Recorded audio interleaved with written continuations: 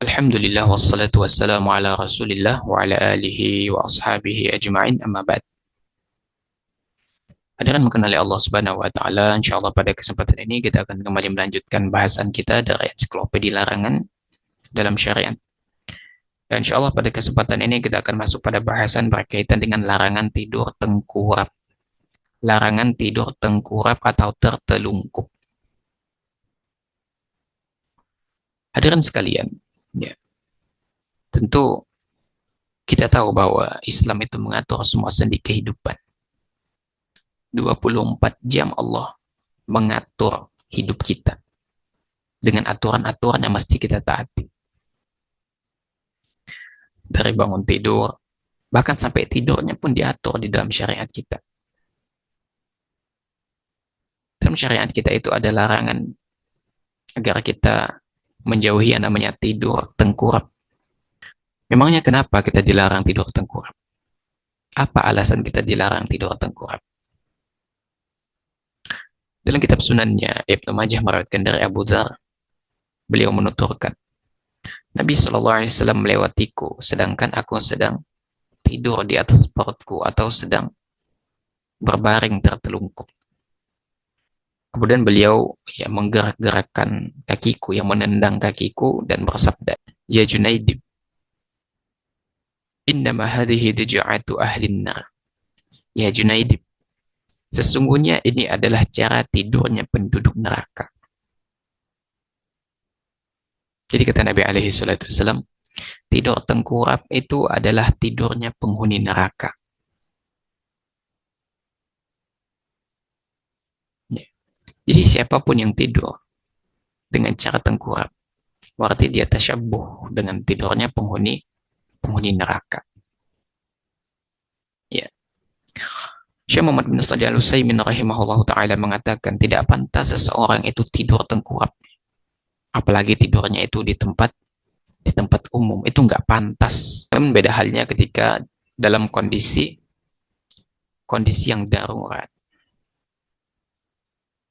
misalnya karena sakit perut, ya, dan tidur semacam itu bisa meredam rasa sakitnya, maka nggak ada masalah sih kalau tidur tengkurap, kalau ada kebutuhan gitu, nggak ada masalah. Yang dilarang bagi kita adalah tidur tengkurap, ya, karena yang Anda tahu enak ya tidur tengkurap, enak hadir, ya, tapi dilarang dalam syariat kita, kecuali memang dalam kondisi darurat, kata Syekh Al-Utsaimin. Ada orang misalnya habis operasi, yang dioperasi itu bagian punggungnya, maka mau tak mau dia mesti dalam posisi tengkurap dan tidurnya pun tengkurap. Nah, itu nggak ada masalah karena memang diperlukan. Atau lagi sakit dan mesti tengkurap, sakit perut, ya kan perlu tuh. Ya. Maka silahkan kalau dalam kondisi yang demikian. Namun sebagian ulama lagi ada yang mengatakan makruh. Ada sebagian ulama lagi yang mengatakan makruh. Minimal ya hukumnya makruh ya. Dan dari sisi medis pun tidur tengkurap itu nggak sehat ya.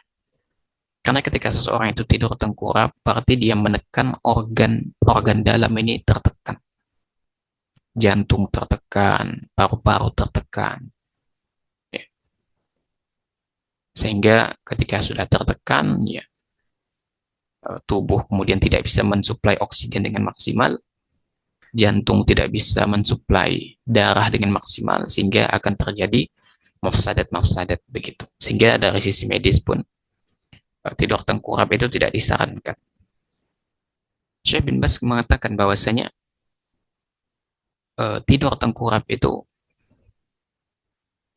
memang ada sebagian ulama yang mengatakan makruh ya.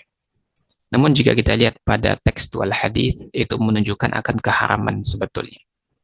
Kenapa demikian? Karena bayangkan orang yang tidur tengkurap itu seumpama tidurnya penghuni neraka. Kira-kira itu menunjukkan akan haram atau makruh? Haram hadirin. Kecuali memang dalam kondisi darurat, yang mau gimana lagi gitu kan. Oleh karena itu, hendaknya kita jaga adab-adab kita, jaga adab tidur kita. Jangan sampai dalam tidur kita pun kita menyelisihi sunnahnya Nabi alaihi salatu wassalam. Ya, di awal udah mau tidur udah langsung tengkurap ya. Ya, jangan. Kecuali memang juga tidurnya itu udah dalam kondisi pulas tidurnya. Ya. Dan dia tengkurap itu bukan keinginannya, akan tetapi refleks gerakan tubuh tiba-tiba tengkurap gitu. Dia nggak sadar. Maka itu sih nggak ada masalah karena pena itu diangkat dari orang yang tidur ya. Pena itu diangkat diantaranya dari orang yang tidur. Tapi hadirin mungkin oleh Allah Subhanahu wa taala, demikian dapat Anda sampaikan. Kurang lebihnya Anda mohon maaf, yang benar datangnya dari Allah Subhanahu wa taala, yang keliru datangnya dari Anda pribadi. Allah dan Rasulnya tentu terlepas dari kekeliruan itu. Subhanakallahumma bihamdika asyhadu an la ilaha illa anta astaghfiruka wa atubu ilaik. Alhamdulillah rabbil alamin. Assalamualaikum warahmatullahi wabarakatuh.